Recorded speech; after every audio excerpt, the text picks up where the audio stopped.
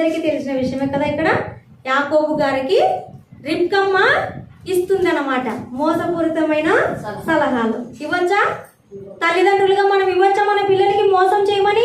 కన్న తండ్రి అక్కడ కదా, కన్న తండ్రి కావాలంటే ఆమెకు ఆశీర్వాదాలు కోరిక ఉంటే దేవుడు ఎలాగైనా దీవించడము. మోసం చేస్తేనేనమ్మా ఆయన ఇశ్రాయేలుకి ఆయన జనాంగంలో ఎన్నిక చేయబడేది.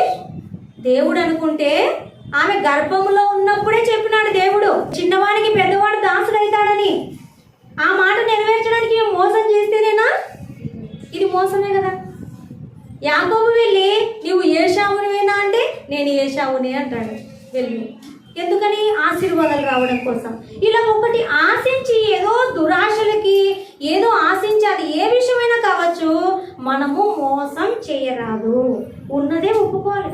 దేవుడు దీవించాలనుకుంటే ఎవరిని దీవిస్తాడు చెప్పండి? యథార్థవంతులే కదా దీవిస్తాడు. ఎన్ని కష్టాలు వచ్చినాయి తర్వాత తల్లిదండ్రులకు దూరం అయినాడు, వెళ్ళిపోయినాడు, ఎక్కడో మామగారి దగ్గర ఉన్నాడు. అక్కడ మామగారి చేతిలో కూడా లాభాన్ని చేతిలో మోసపోయినాడు. ఒక కూతురిని ఇష్టపడితే ఇంకో కూతురిని చేసుకోవాల్సి వచ్చింది. ఏం జరిగింది అక్కడ ఆలోచించండి. మోసం చేసినాడు, మోసం పరచబడినాడు. అదే అర్థం అవ్వాలి మనకి. మనకందరికి ఏం అర్థం అవ్వాలి? మోసం చేస్తే చేయబడతాము. చెరపకురా చెడేవు కదా, చెరుపుతే ఏమైతావు? నువ్వు చెడిపోతావని. మేలు చేయాలి కావాలంటే.